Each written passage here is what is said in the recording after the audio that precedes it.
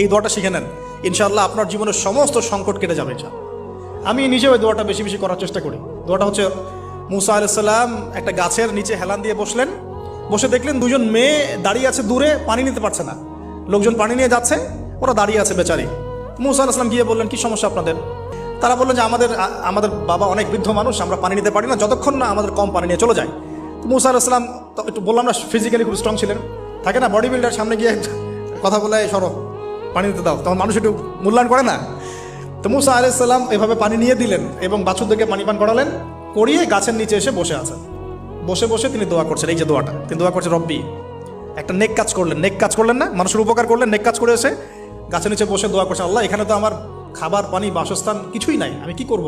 রব্বি ইন্নি লিমা আনজালতা ইলাইয়া মিন খায়রিন ফাকির, রব্বি ইন্নি লিমা আনজালতা ইলাইয়া মিন খায়রিন ফাকির।